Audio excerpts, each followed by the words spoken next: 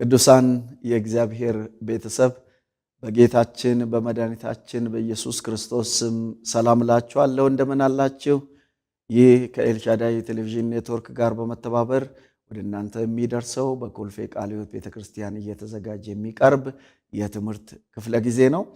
የኮልፌ ቃለ ሕይወት ቤተክርስቲያን ከኤልሻዳይ ቴሌቪዥን ኔትወርክ ጋር በመተባበር በየሳምንቱ 2 ፕሮግራሞችን ወደ እናንተ ታቀርባለች።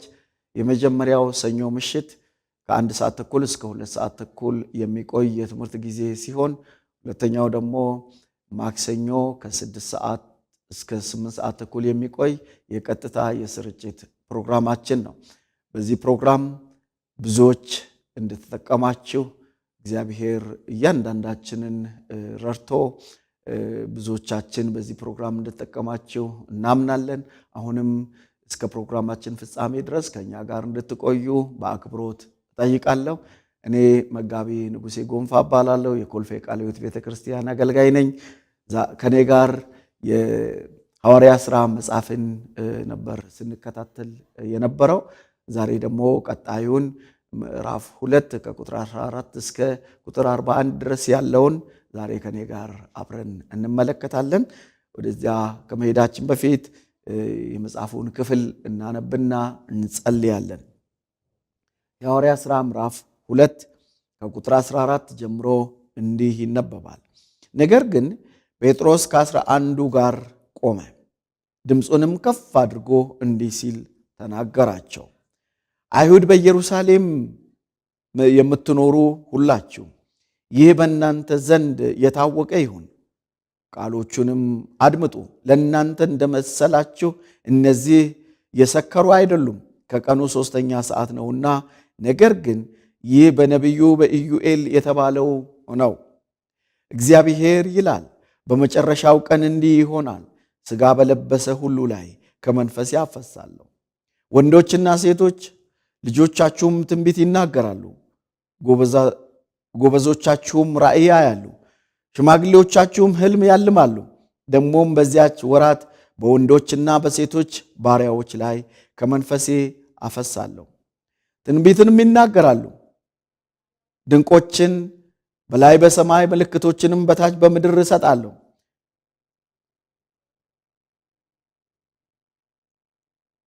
ደምም እሳትም የጢስ ጭጋግም ይሆናል። ታላቅ የሆነ የተሰማም የጌታ ቀን ሳይመጣ ፀሐይ ወደ ጨለማ ጨረቃም ወደ ደም ይለወጣሉ። የጌታን ስም የሚጠራ ሁሉ ይድናል። የእስራኤል ሰዎች ሆይ ይህን ቃል ስሙ። ራሳችሁ እንደምታውቁ የናዝሬቱ ኢየሱስ እግዚአብሔር በመካከላችሁ በእርሱ በኩል ባደረገው ተአምራትና በድንቆች በምልክቶች ከእግዚአብሔር ዘንድ ለእናንተ የተገለጠ ሰው ነበር። እርሱንም በእግዚአብሔር በተወሰነው ሐሳቡና በቀደመው ዕውቀቱ ሰጥቶ በአመፀኞች እጅ ሰቀላችሁ፣ ገደላችሁት። እግዚአብሔር ግን የሞትን ጣር አጥፍቶ አስነሳው፣ ሞት ይይዘው ዘንድ አልቻለምና። ዳዊት ስለ እርሱ እንዲህ ይላልና ጌታን ሁልጊዜ በፊትህ አየሁት፣ እንዳልታወክ በቀኜ ነውና። ስለዚህ ልቤን ደስ አለው፣ ልሳኔም ሐሴት አደረገ።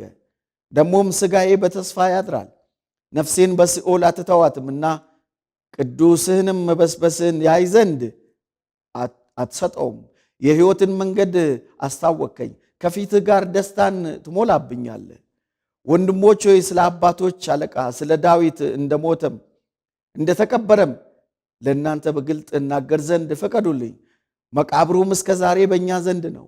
ነቢይ ስለሆነ ከወገቡም ፍሬ በዙፋኑ ያስቀምጥ ዘንድ እግዚአብሔር መሐላ እንደማለለት ስላወቀ ስለ ክርስቶስ ትንሣኤ አስቀድሞ አይቶ ነፍሱ በሲኦል እንዳልቀረች ሥጋውን መበስበስን እንዳላየ ተናገረ። ይህን ኢየሱስን እግዚአብሔር አስነሳው። ለዚህም ነገር እኛ ሁላችን ምስክሮች ነን። ስለዚህ በእግዚአብሔር ቀኝ ከፍ ከፍ ብሎአልና የመንፈስ ቅዱስን የተስፋ ቃል ከአብ ተቀብሎ ይህን እናንተ አሁን የምታዩትን የምትሰሙትን አፈሰሰው። ዳዊትም ወደ ሰማይ አልወጣም፣ ነገር ግን እርሱ ጌታ ጌታዬን ጠላቶችን ከእግርህ መረገጫ እስካድርግልህ ድረስ በቀኜ ተቀመጥ አለው አለ። እንግዲህ ይህን እናንተ የሰቀላችሁትን ኢየሱስን እግዚአብሔር ጌታም ክርስቶስም እንዳደረገው የእስራኤል ወገን ሁሉ በእርግጥ ይወቅ። ይህን በሰሙ ጊዜ ልባቸው ተነካ። ጴጥሮስንና ሌሎችንም ሐዋርያት ወንድሞች ሆይ ምን እናድርግ አሏቸው።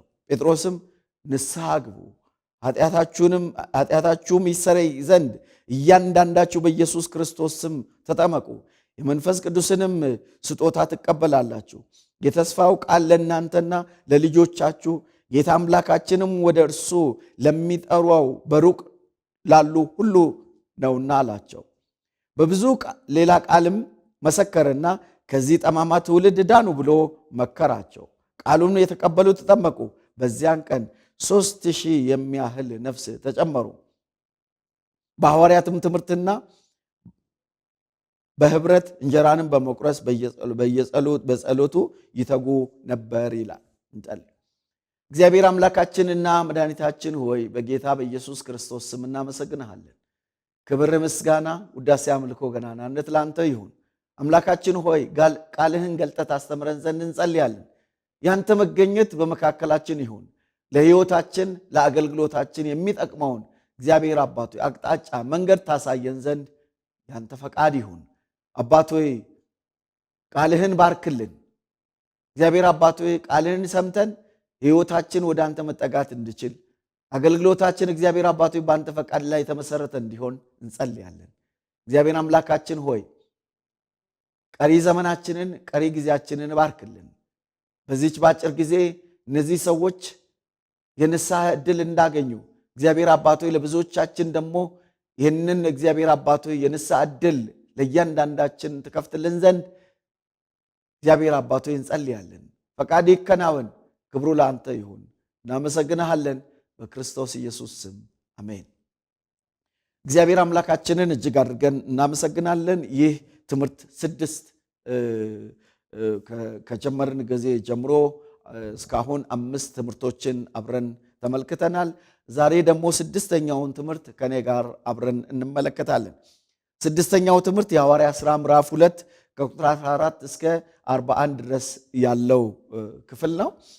ይህ ክፍል በ3 ቦታ ከፍለን ማየት እንችላለን። ለንባብ እንዲመቸን ለማጥናት እንዲመቸን 3 ክፍሎችን ይይዛል። ይሄ ክፍል የሆነው ባለፈው ጊዜ እንደተማርነው መንፈስ ቅዱስ በሐዋርያት ላይ ከወረደ በኋላ ነው። ይሄ የሆነው ወዲያው መንፈስ ቅዱስ በተሰበሰቡት ሕዝብ ላይ ለተሰበሰቡት ሕዝብ በሚሰሙት ቋንቋ በሚሰሙት ቃላቶች እንደገና ደግሞ ለነሱ በሚገባ መልኩ መንፈስ ቅዱስ ከወረደባቸው በኋላ ልሳን እንደተናገሩና ይሄ ደግሞ በሕዝቡ ዘንድ አስደናቂ ነገርን ወይንም ደግሞ ግርምትን እንደፈጠረ ባለፈው ጊዜ ተመልክተን ነበር። ዛሬ ደግሞ የምንመለከተው ከዚያ የቀጠለ ነው። የዛ የመውረዱ ውጤት ምንድን ነው? ወይንም ደግሞ መንፈስ ቅዱስ ከወረደ በኋላ ምንድነው የሆነው የሚለውን የምናየው ከዚህ ከቁጥር 14 እስከ 40 ባለው ክፍል ውስጥ ነው። ቅድም እንደነገርኳችሁ ይህን ክፍል 3 ቦታ ከፍለን ነው ማየት የምንችለው። የመጀመሪያው ስለ መንፈስ ቅዱስ የብሉይ ኪዳን ትንቢት ከቁጥር 14 እስከ 21 ድረስ ስለ መንፈስ ቅዱስ በብሉይ ኪዳን የተነገረ ትንቢት አለ። እሱ እንዴት እየተፈጸመ እንደሆነና ለወደፊትም በቀጣይነት እንዴት እንደሚሰራ እንዴት እንደሚከናወን የሚያመለክት ነው። ይሄ ቁጥር 14 እስከ 21 የመጀመሪያው የዚህ ክፍል የመጀመሪያው ክፍል ማለት ነው። ሁለተኛው ስለ ኢየሱስ ክርስቶስ የብሉይ ኪዳን ትንቢት ነው። ስለ ኢየሱስ ክርስቶስ በጣም ብዙ ቦታ በርካታ ቦታ ላይ በብሉይ ኪዳን ትንቢቶች ተነግሯል። ስለ መወለዱ ትንቢት ተነግሯል። ስለ መሰቀሉ ትንቢት ተነግሯል። ስቃይ እንደሚቀበል ትንቢት ተነግሯል። እንደገና ደግሞ ስለ ሞቱ ትንቢት ተነግሯል። ስለ ትንሣኤውም ትንቢት ተነግሯል እና ከተነገሩት ውስጥ አንደኛው እዚህ ሐዋርያት ሥራ ምዕራፍ 2 ላይ የተነገረው ነው። ከቁጥር 22 እስከ ቁጥር 36 ድረስ ያለው ስለ ኢየሱስ ክርስቶስ ነው የሚናገረውና ይህንን ስለ ኢየሱስ ክርስቶስ የተነገረውን ትንቢትና እንደገና ደግሞ ሐዋርያት ስለ ኢየሱስ ክርስቶስ የተናገሩትን ነገር አብረን እንመለከታለን። ሌላው 3ኛው የሕዝቡ ምላሽ ነው። በዚያን ጊዜ ይሰሙ የነበሩ ጴጥሮስ በድፍረት እየተናገረ ባለበት ጊዜ ምንም ሳያዛንፍ እውነቱን እየተናገረ ባለበት ጊዜ ህዝቡ የሰጠውን ምላሽ ነው የምንመለከተው። የህዝቡን ምላሽ ደግሞ የምንመለከተው ከቁጥር 37 እስከ ቁጥር 41 ባለው ክፍል ውስጥ ህዝቡ ምን ምላሽ ሰጠ የሚለውን እነዚህን ሶስቱን ነገሮች እንመለከታለን።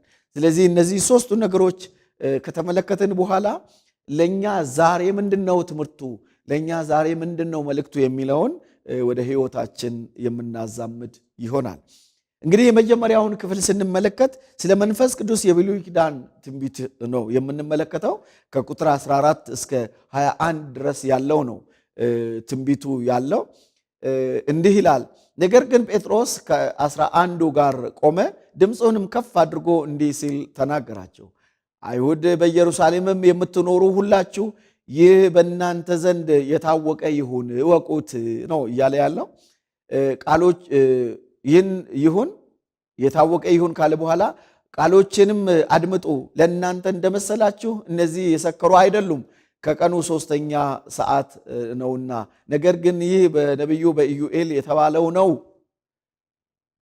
እግዚአብሔር ይላል፣ በመጨረሻው ቀን እንዲህ ይሆናል፣ ሥጋ በለበሰ ሁሉ ላይ ከመንፈሴ አፈሳለሁ። ወንዶችና ሴቶች ልጆቻችሁም ትንቢት ይናገራሉ፣ ጎበዞቻችሁም ራእይ ያያሉ፣ ሽማግሌዎቻችሁም ሕልም ያልማሉ። ደግሞም በዚያች ወራት በወንዶችና በሴቶች ባሪያዎች ፊት ከመንፈሴ አፈሳለሁ፣ ትንቢትም ይናገራሉ። ድንቆችን በላይ በሰማይ ምልክቶችንም በታች በምድር እሰጣለሁ። ደምም እሳትም የጢስ ጭጋግም ይሆናል። ታላቅ የሆነ የተሰማም የጌታ ቀን ሳይመጣ ፀሐይ ወደ ጨለማ ጨረቃም ወደ ደም ይለወጣሉ። የጌታን ስም የሚጠራ ሁሉ ይድናል ይላል። እስከ ቁጥር 21 ድረስ ነው ያነበብኩት። እስከዚህ ክፍል ድረስ የሚናገረው በኢየሩሳሌም ብዙ ሰዎች ተሰብስቦ ነበር።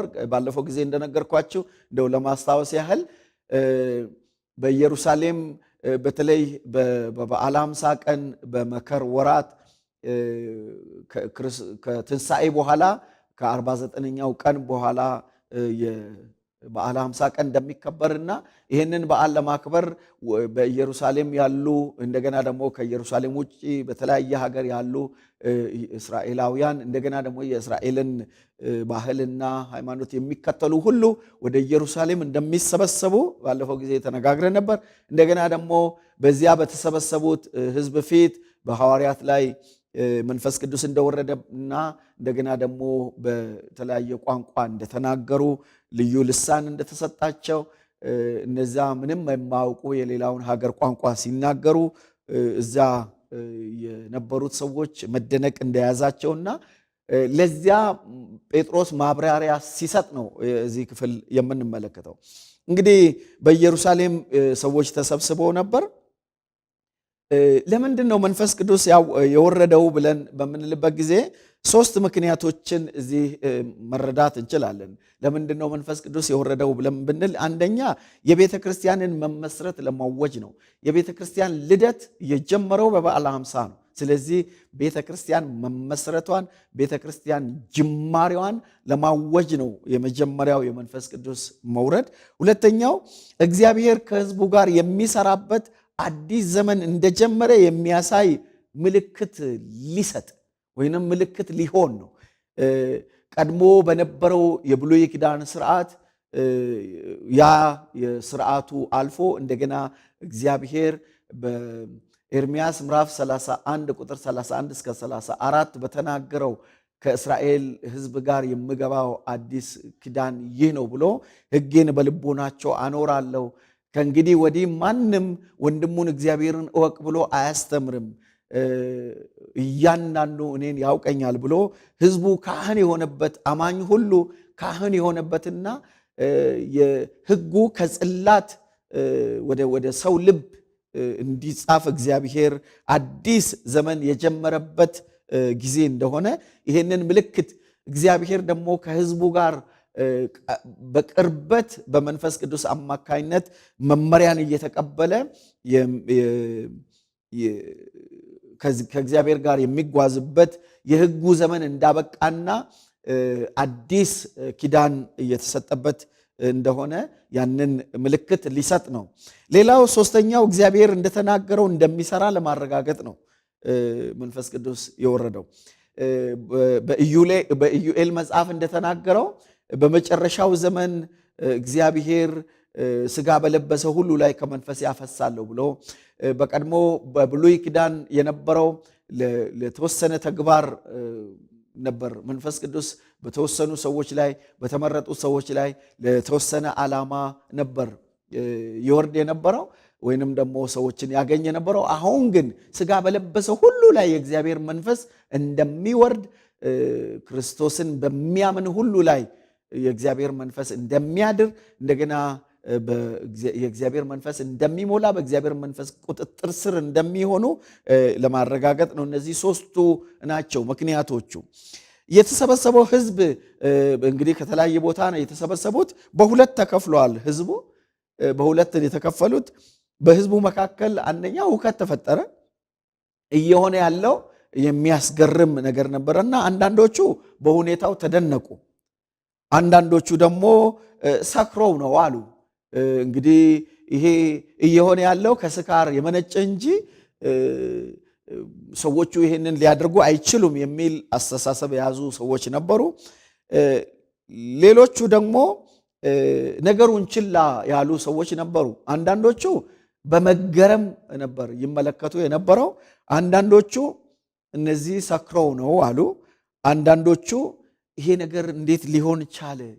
በምን አይነት መልኩ ነው ሊሆን የቻለው ብለው የተመለከቱ ነበሩ። አንዳንዶቹ ግን ቢሆንም ባይሆንም ብለው ችላ ያሉ ሰዎች ነበሩ። እንግዲህ ዛሬም ለውጥን ስንመለከት አንድ ለውጥ በሚሆንበት ጊዜ ሰዎች በሶስት ይከፈላሉ ለውጥን ለመቀበል። የመጀመሪያዎቹ ለውጥ ፈላጊዎች ናቸው። ለውጥ የሚፈልጉ ሰዎች አሉ በቤተ ክርስቲያንም። ሁለተኛው ደግሞ ለውጥ የማይፈልጉ ሰዎች አሉ። ፈጽሞ በነበረበት እንዲሄድ ፍጹም መለወጥ እንደሌለበት የሚያምኑ ለውጥ የማይፈልጉ ሰዎች አሉ። አንዳንዶቹ ደግሞ ቢለወጥም ባይለወጥም ግድ የሌላቸው ሰዎች አሉ። ስለዚህ እዚህም የምንመለከተው አዲስ ኪዳን የሚጀምርበት እንደገና ደግሞ ቤተ ክርስቲያን የምትመሰረትበት ዋና ጉዳይ ነው። አንዳንዶቹ ችላ አሉ። አንዳንዶቹ ቢሆንም ባይሆንም ብለው ችላ እንዳሉ እንመለከታለን። አንዳንዶቹ ግን ይሄ ነገር እንዴት ነው ብሎ ያንን ነገር ይጠባበቁ የነበሩ ሰዎች ነበሩ። አንዳንዶቹ ደግሞ እንደዚህ ሰክረው ነው እንጂ ምን የተሻለ ነገር መጥቶ ነው ብሎ የሚመለከቱ ነበሩ። ከዚህ የተነሳ እንግዲህ ጴጥሮስ ማብራሪያ ሲሰጥ ነው የምንመለከተው። ጴጥሮስ ለብሉይ ኪዳን ትንቢት ማስረዳት ሲጀምር ነው የምናየው። ቅድም እንዳነበብነው ከቁጥር 14 እስከ 21 ላይ ጴጥሮስ እንግዲህ እናንተ እንዳሰባችሁት አይደለም፣ ቃሌን ስሙ፣ ቃሌን አድምጡ፣ በእናንተ ዘንድ የታወቀ ይሁን እያለ የነቢዩን ኢዩኤልን መጽሐፍ እየጠቀሰ የሚናገር ነገር አለው። ምንድን ነው የሚለው? ይሄንን ያለበት ምክንያት አብዛኞቹ እዚህ የተሰበሰቡት አይሁዳውያን ናቸው። አይሁዳውያን ደግሞ ትንቢቶቹን ያውቋቸዋል። ይሄንን ያለበት ዋና መስረጃውን ከብሉይ ኪዳን እየጠቀሰ የሚናገረው ምክንያት አለውና፣ አንደኛ አይሁዳውያን ትንቢቶችን ያውቋቸዋል። ብሉይ ኪዳንን ሙሉ በሙሉ ይቀበላሉ። አዲስ ኪዳንን ነው፣ ክርስቶስን ነው የማይቀበሉት። ክርስቶስን አይቀበሉም። እንደገና ደግሞ ይሄ መንፈስ ቅዱስ መውረድ፣ እነዚህ ነገሮች ለነሱ እንግዳ ነው፣ አዲስ ነገር ነው። ስለዚህ የብሉይ ኪዳን ትንቢቶችን ጠንቅቀው ያውቃሉ። ከዚህ የተነሳ የብሉይ ኪዳንን ትንቢቶች ጠንቅቆ ስለሚያውቁ ይኸው እናንተ የምታውቁት እናንተ የተረዳችሁት እሱ ነገር ነው እየሆነ ያለው፣ እግዚአብሔር ነው ይሄንን እያከናወነ ያለው የሚለውን እንዲይዙ አይሁዳውያን ትንቢቶቹን ስለሚያውቁ ማስረጃ እየጠቀሰ ይናገራል። ሁለተኛ እግዚአብሔር ምን እየሰራ እንደሆነ፣ እግዚአብሔር ምን እንደሚሰራ ለማስረዳት እንግዲህ የእግዚአብሔር ዘላለማዊ አጀንዳ አለ። ይህንን የእግዚአብሔርን ዘላለማዊ አጀንዳ አለመረዳት ይጎዳል። እስራኤላውያን ትንቢቱን ያውቁታል፣ ነገር ግን አካሄዱንና አኳኋኑን አያውቁም። የተነገረውን ትንቢት ያውቃሉ፣ እንዴት ወደ ፍጻሜ እንደሚመጣ አያውቁምና እግዚአብሔር ምን እንደሚሰራ ለማስረዳት ነው እግዚአብሔር በተናናሾች እንደሚሰራ፣ እግዚአብሔር በራሱ ፈቃድ እንደሚሰራ፣ እግዚአብሔር የራሱ ዘላለማዊ አጀንዳ እንዳለው እስራኤላውያን እንዲረዱ ይህንን እያስረዳ ይነግራቸዋል። ሌላው የብሉይ ኪዳን ዘመን አሁን እንደተፈጸመ ለማሳየት ይህንን ይናገራል። እንግዲህ እናንተ ትጠባበቁ የነበረው የብሉይ ኪዳኑ ትንቢት ፍጻሜ እያገኘ ነው፣ እየተፈጸመ ነው። እናንተ ግን አልተቀበላችሁም። የብሉይ ኪዳን ትንቢቶች እየተፈጸሙ ነው እያለ ከኢዩኤል ትንቢት እየጠቀሰ ይነግራቸዋል። ኢዩኤል ምዕራፍ 2 ቁጥር 28 እስከ 32 ላይ ነው ያለው። ይሄ ክፍል ምንድነው የሚለው? ሥጋ በለበሰ ሁሉ ላይ መንፈሴን አፈሳለሁ ይላል።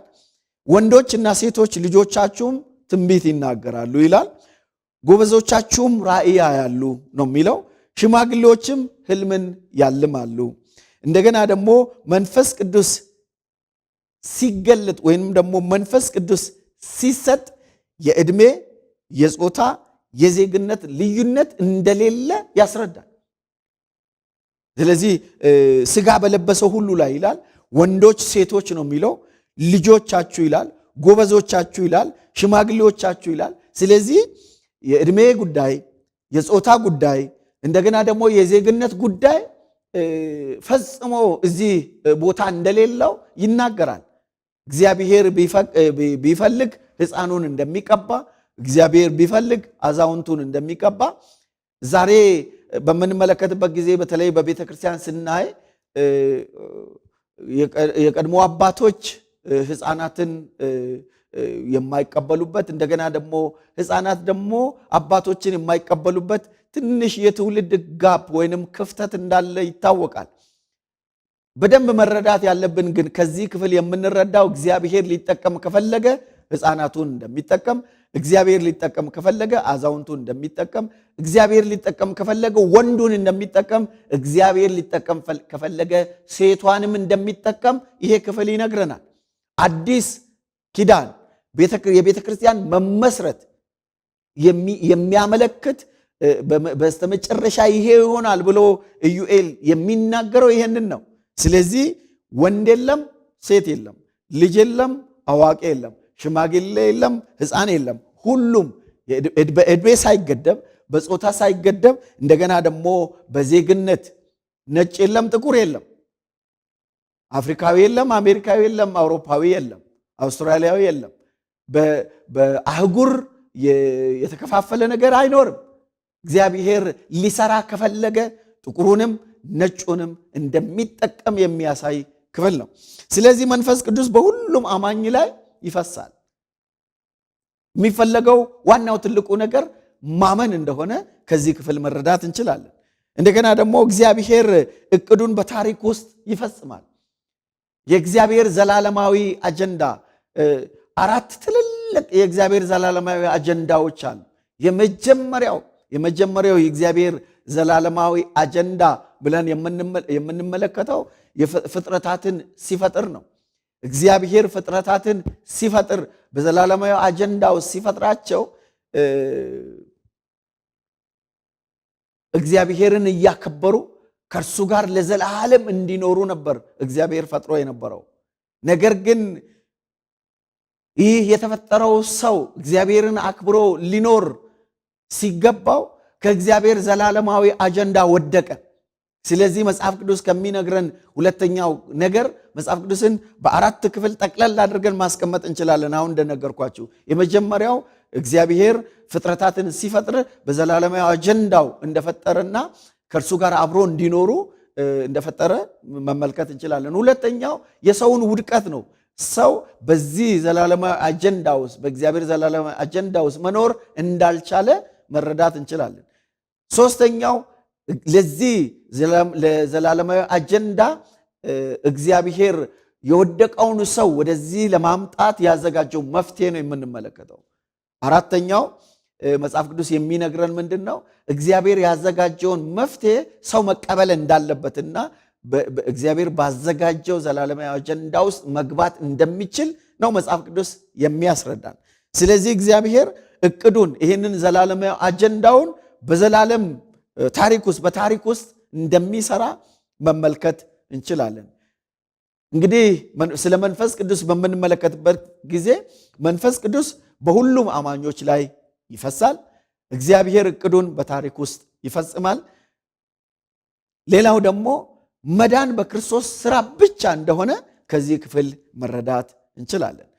ሌላው የዚህኛው መጽሐፍ ሁለተኛው ክፍል ምንድነው ብለን ብንል ስለ ኢየሱስ ክርስቶስ የብሉይ ኪዳን ትንቢቶችን ነው። ቁጥር 22 እስከ ቁጥር 36 ስንመለከት ስለ ኢየሱስ ክርስቶስ የብሉይ ኪዳን ትንቢቶችን እንመለከታለን። የብሉይ ኪዳን ትንቢቶች ከቁጥር 22 ጀምሮ ነው የምናየው። እንዲህ ይላል።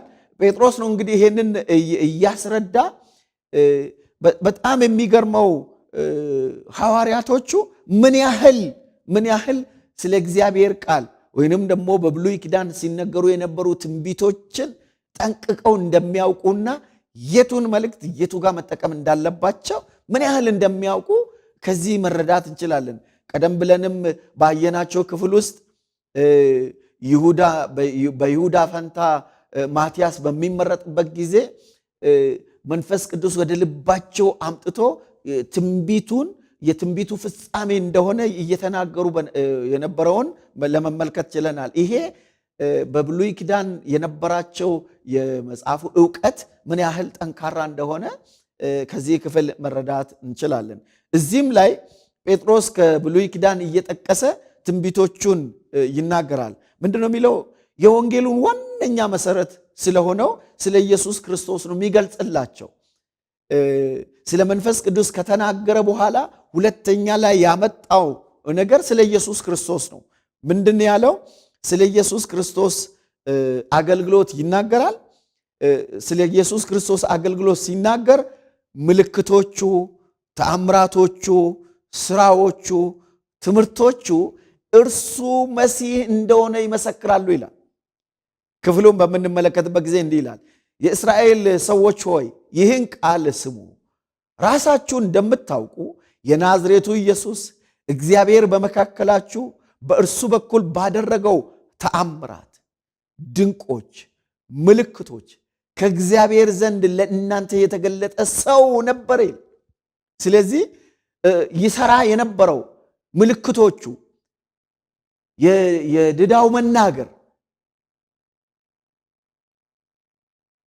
የአንካሳው ወይንም የሽባው መተርተር፣ እንደገና ደግሞ የአይነ ስውሩ ማየት፣ እንደገና የሞተው መነሳት፣ በጣም ታላላቅ ድንቅ ተአምራቶቹን ጌታ ኢየሱስ ክርስቶስ አይናቸው እያየ በፊታቸው ድንቅና ተአምራትን አድርጓል። እኔ በጣም የሚገርመኝና የገረመኝ በጣም የደነቀኝ ሊይዙት ሲመጡ ምልክት ሰጠ ይሁዳ። ከዚያ በኋላ ሊይዙ ሲቀርቡ ጴጥሮስ ሰይፉን አነሳና የአንዱን ወታደር ጆሮ ቆረጠ። ከቆረጠ በኋላ በጣም በሚገርም ሁኔታ ሰውየው ጆሮ ወድቋል።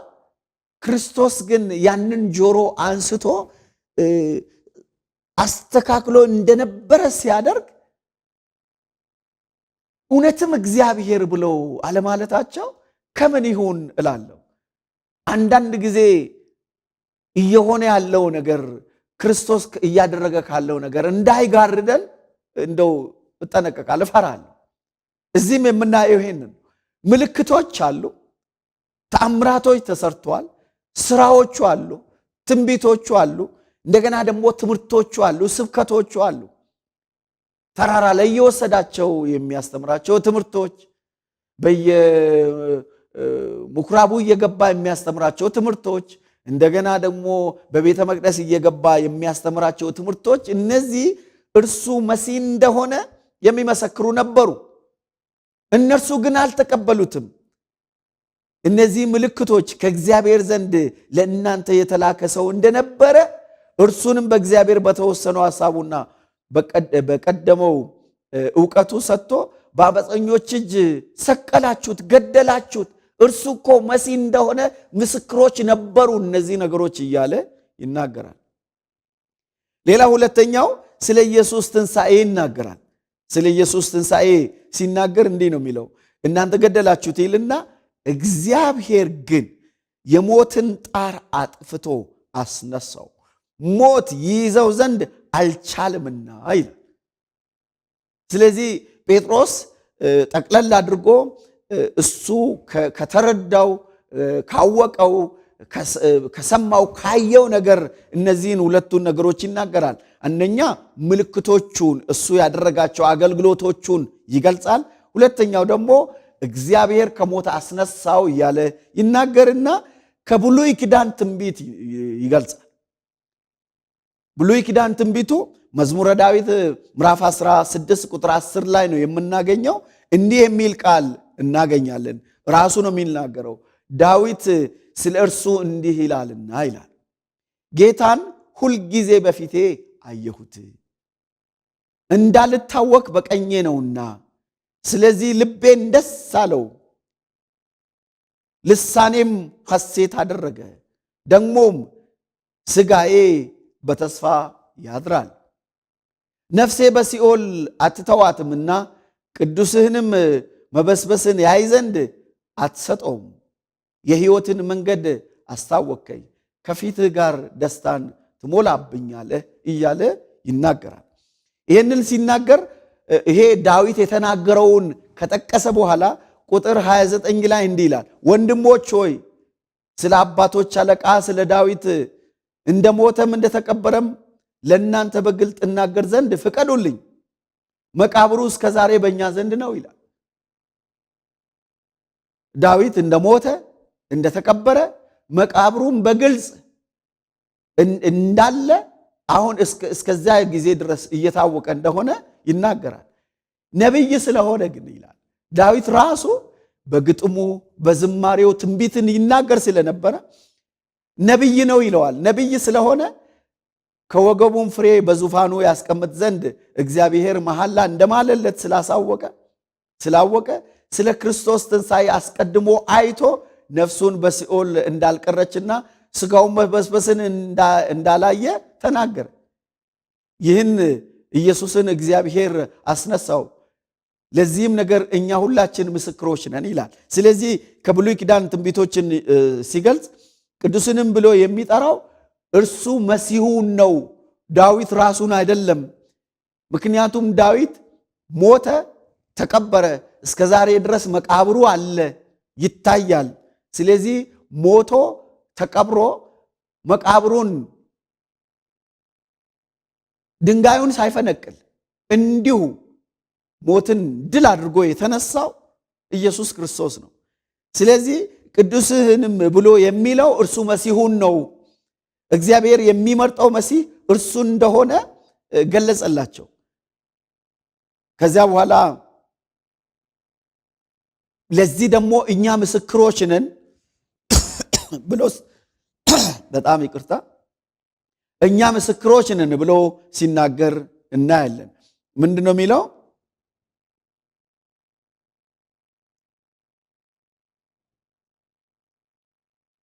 ቁጥር 32 ላይ ይህን ኢየሱስን እግዚአብሔር አስነሳው፣ ለዚህም ነገር እኛ ሁላችን ምስክሮች ነን።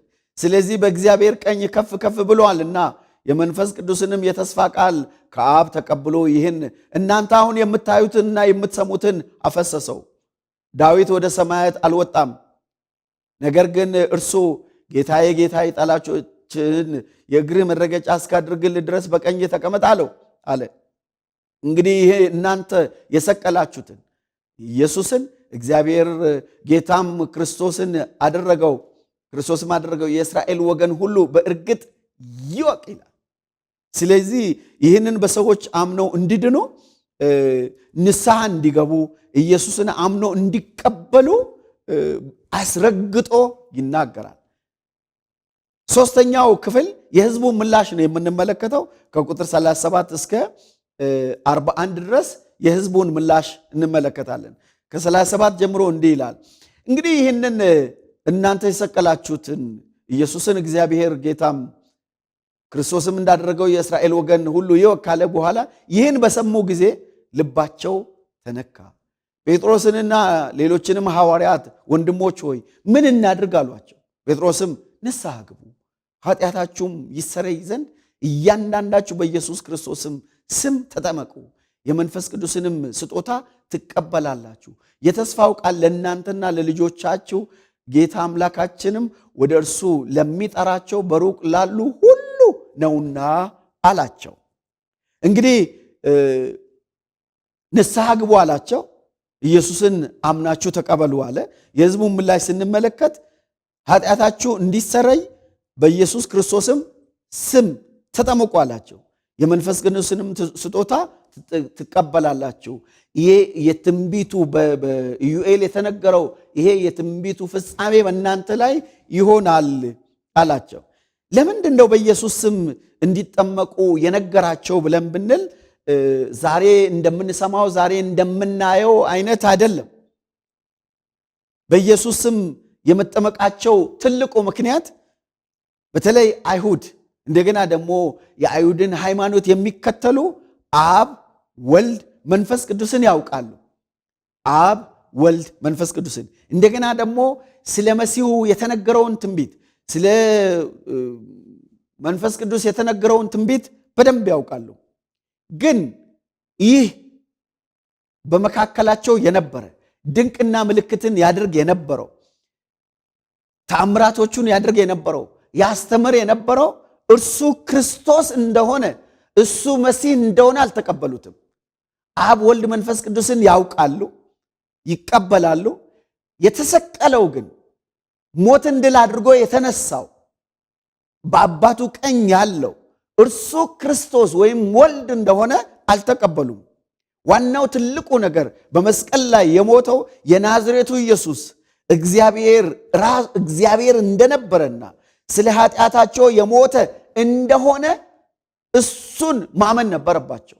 እሱ ነው አምላካችሁ፣ መሲሁ እሱ ነው የመጣው፣ ዓለምን ለማዳን የመጣው ወልድ ራሱን በሰው መልክ የገለጠው ብዙ ምልክቶችን ብዙ ድንቆችን በመካከላችሁ ያደረገው እርሱ ክርስቶስ ነው ያላቸው። ስለዚህ እርሱ ክርስቶስ የእግዚአብሔር ልጅ እንደሆነ እንዲያምኑ ዮሐንስ እንደተናገረው ይህ መጽሐፍ የተጻፈላችሁ ኢየሱስ ክርስቶስ የእግዚአብሔር ልጅ እንደሆነ ታምኑ ዘንድ አምናችሁም በስሙ ሕይወት ይሆንላችሁ ዘንድ ይህ ተጽፏል ብሎ እንደተናገረው አይሁዶች በዚያን ጊዜ ተሰብስበው ያሉት በሙሉ አብ ወልድ መንፈስ ቅዱስን በትክክል ያውቃሉ። ነገር ግን የሚመጣው ወልድ ወይንም ይመጣል የተባለው ትንቢት የተነገረለት የተሰቀለው ክርስቶስ እርሱ አይደለም ብሎ ነበር ይቀበሉ የነበረው። ስለዚህ እናንተ የሰቀላችሁት ትንቢት የተነገረው እግዚአብሔር ያከበረው እግዚአብሔር ያስነሳው እኛ ምስክሮች ነን፣ መንፈስ ቅዱስ ምስክር ነው። ስለዚህ እሱ ነው ክርስቶስ፣ እርሱን እመኑ፣ እርሱን ተቀበሉ ብሎ ኃጢአታችሁን ተናዘዙ፣ ያደረጋችሁትን የልባችሁን ሐሳብ እንደገና ደግሞ ድርጊታችሁን የእጆቻችሁን ድርጊት ደም አለባችሁ፣ መሲሁን ነው የገደላችሁት፣ ስለዚህ ንስሐ ግቡ እያለ ክርስቶስን እንዲያውቁ ነበር ይህንን ይነግራቸው የነበረው። ለዚህ ነው ትንቢትም ተነግሮ የነበረው ስለ ክርስቶስ ነው እያለ ዳዊት ስለ ራሱ አይደለም የሚናገረው እያለ ይናገር የነበረው። ስለዚህ በእርሱ ማመናቸውን የሚገልጹት በስሙ በመጠመቅ ነው። እግዚአብሔር ነው ብለው አውቆ በስሙ መጠመቅ ነበረባቸው። ከአብ ከወልድ ከመንፈስ ቅዱስ ጋር እኩል ራሱ ወልድ እሱ እንደሆነ የሚያረጋግጡት እግዚአብሔር ነው ብለው የሚቀበሉት በስሙ ሲጠመቁ ነው። ስለዚህ በእርሱ ማመናቸውን የሚገልጹት በስሙ በመጠመቅ ነበር። ለዚህ ነው በስሙ ተጠመቁ ያላቸው። እንግዲህ በዚያን ጊዜ የነበሩ ሰዎች ምላሽ ሰጡ። እሱ እግዚአብሔር ነው አሉ። በተለይ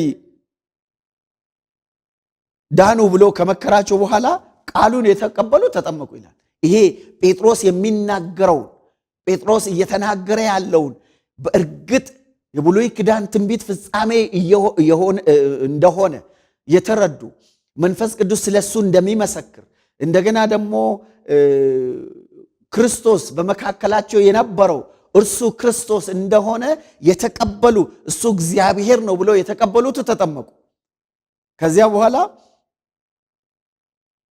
በዚያን ቀን 3000 የሚያህል ነፍስ ተጨመሩ። በጣም በሚገርም ሁኔታ እሱ ክርስቶስ ነው ብሎ እሱ እግዚአብሔር ነው ብለው በስሙ የተጠመቁት ወደ 3000 የሚያህል በአንድ ስብከት ጌታን ተቀበሉ። ከዚህ ክፍል ምንድነው የምንማረው ለህይወታችን? ከዚህ ክፍል የምንመለከተው የእውነተኛ ክርስትና ህይወት መመሪያ የእውነተኛ ክርስትና ህይወት መመሪያ ምንድነው ብለን ብንል የመጀመሪያው ለእውነተኛ ክርስትና ህይወት መሰረቱ መንፈስ ቅዱስ እንደሆነ ይሄ ክፍል ይነግረናል። ሐዋርያት ሥራ ምዕራፍ 2 ቁጥር 14 እስከ 21 ላይ በመጨረሻ ሥጋ በለበሰው ሁሉ ላይ ከመንፈስ ያፈሳለሁ ይላል። ስለዚህ የክርስትና ህይወት መሰረቱ መነሻው ዋናው ህይወትን የሚሰጥ ክርስቶስን የሚመሰክር ክርስቶስን የሚያበስር ክርስቶስን እንዲናገሩ የሚያደርግ ኃይል የሚያስታጥቅ መሰረቱ የእግዚአብሔር መንፈስ እንደሆነ ከዚህ ክፍል መረዳት እንችላለን። የእውነተኛ አገልግሎት መመሪያ አንድ ሰው እኔ አገልጋይ ነኝ ብሎ ለማለት በመንፈስ ቅዱስ ኃይል መሞላት እንዳለበት ከዚህ ክፍል መረዳት እንችላለን። ያለ መንፈስ ቅዱስ በስጋ ሊሆን ይችላል። ብዙ የምንደገፋቸው ነገሮች አሉ። በገንዘብ በሰው እንደገና ደግሞ በኃይል በጉልበታችን በእውቀታችን ብዙ የምንደገፋቸው ነገሮች አሉ። ያለ መንፈስ ቅዱስ እነዚህ ነገሮች በሙሉ ከንቱ ናቸው። ስለዚህ ለአገልግሎት መሰረቱ ምንድነው ብለን ብንል መንፈስ ቅዱስ የአገልግሎት መሰረት መንፈስ ቅዱስ እንደሆነ ከዚህ ክፍል መረዳት እንችላለን። ስለዚህ መሰረቱ ለክርስትና ህይወት መሰረቱ ለክርስትና ህይወት ወይንም ደግሞ ለአገልግሎት መሰረቱ መንፈስ ቅዱስ እንደሆነ ካወቅን ሁልጊዜ አገልግሎታችንን መጀመር ያለብን በጸሎት ክርስትናችን መመራት ያለበት በጸሎት ነው። ጸሎት ማለት እኔ አልችልም ብለው ከኛ በላይ ለሆነው በሱ ላይ መደገፍን በሱ ላይ መታመንን የሚያመለክት ነው። ስለዚህ በጸሎት መጀመር በመንፈስ ቅዱስ መመራት በመንፈስ ቅዱስ መደገፍ ዕለት በመንፈስ ቅዱስ መሞላት። ስለዚህ ለክርስትና ዋና መሰረቱ ምንድነው ብለን ብንል መንፈስ ቅዱስ ነው። መንፈስ ቅዱስ ሌላው ሁለተኛው የእውነተኛ ክርስትና ማዕከል ምንድነው ብለን ብንል ሴንተሩ ማዕከሉ ምንድነው ብለን ብንል ቁጥር 22 እስከ 36 የምንመለከተው ነው። ማዕከሉ ኢየሱስ ክርስቶስ ነው። የአገልግሎታችን ማዕከሉ ኢየሱስ ክርስቶስ ነው። የስብከታችን ማዕከሉ ኢየሱስ ክርስቶስ ነው። የትምህርታችን ማዕከሉ ኢየሱስ ክርስቶስ ነው። የዝማሪያችን ማዕከሉ ኢየሱስ ክርስቶስ ነው። ስለዚህ በምንሰብክበት ጊዜ በምናስተምርበት ጊዜ በምንዘምርበት ጊዜ መስቀሉን ትንሣኤውን በግልጽ ማወጅ ከኛ ይጠበቃል። ስለዚህ የአገልግሎት የእውነተኛ አገልግሎት ማዕከል ክርስቶስ ነው። የእውነተኛ ክርስትና ማዕከሉ ክርስቶስ ነው። አንዳንድ ጊዜ ምንን ማዕከል አድርገን እንዳመንን ቆም ብለን ማሰብ መቻል አለብን። ጴጥሮስ በጣም በሚገርም ሁኔታ መንፈስ ቅዱስን አሳየ። በትንቢት የተነገረው የመንፈስ ቅዱስ የተስፋ ቃል ይኸው ተፈጸመ። ስለዚህ አገልግሎታችን የሚጀምረው በመንፈስ ቅዱስ ነው። ገና አንደበታቸውን ሲከፍቱ ሲናገሩ በልሳን ተናገሩና ለእያንዳንዳቸው ለሕዝቡ የሚሰሙትን ቃል እንዲናገሩ ሆነ።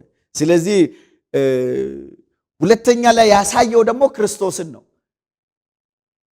በምድር ላይ በነበረበት ጊዜ የነበረውን ትምህርቶቹን፣ ተአምራቶቹን፣ ስብከቶቹን፣ አገልግሎቶቹን ካሳየ በኋላ እንደገና ስለሱ የተነገረው ትንቢት እነዚህ በሙሉ እርሱ ክርስቶስ እንደሆነ መሲህ እንደሆነ የሚያሳዩ ናቸው አለ። ክርስቶስን እንዲያምኑ እንዲቀበሉ እግዚአብሔር ነው እንዲሉ። ስለዚህ ዛሬም የአገልግሎታችን ማዕከል የህይወታችን ማዕከል የክርስትና ህይወት ማዕከሉ ክርስቶስ እንደሆነ ከዚህ ክፍል መረዳት እንችላለን። የስብከታችን ማዕከል ዛሬ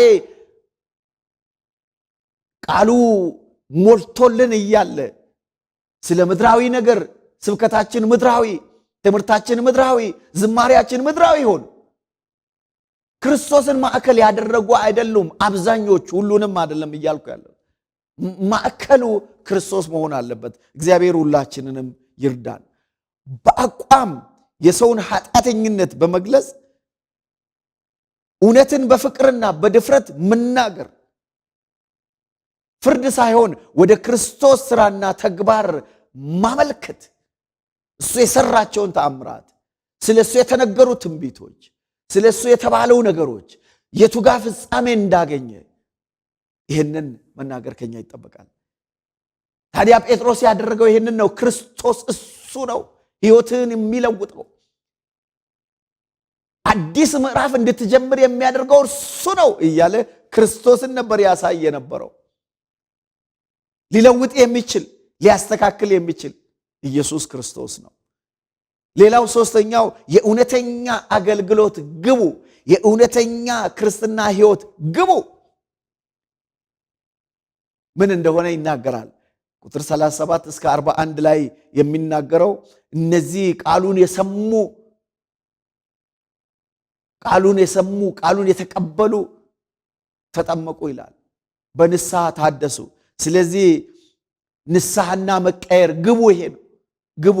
የመልእክታችን ግቡ፣ የአገልግሎታችን ግቡ ንስሐ፣ የአገልግሎታችን ግቡ መቀየር፣ የአገልግሎታችን ግቡ ሰው እንዲያምን እምነት፣ የአገልግሎታችን ግቡ ሰዎች ምን እናድርግ እስኪሉ ድረስ ጥያቄ በሕይወት መፍጠር፣ የአገልግሎታችን ግቡ ከሰዎች ምላሽ መጠበቅ። በአንድ ጊዜ 3000 ጌታን ተቀበሉ ይላል። እንግዲህ ወገኖቼ የእውነተኛ ክርስትና መሰረት መንፈስ ቅዱስ እንደሆነ እንወቅ። የእውነተኛ ክርስትና ሕይወት ማዕከል ክርስቶስ መሆኑን እንረዳ። የእውነተኛ ክርስትና ሕይወት ግብ ለእግዚአብሔር ፈቃድ መታዘዝ መሆኑን በመገንዘብ ምላሽ እንስጥ። እግዚአብሔር ሁላችንንም ይርዳን። የሰማነውን ቃል እግዚአብሔር ይባርክልን። እጅግ በጣም አመሰግናለሁ ስለተከታተላችሁኝ። በሚቀጥለው ሳምንት ከቁጥር 42 እስከ 47 ያለውን ደግሞ አብረን እንመለከታለን።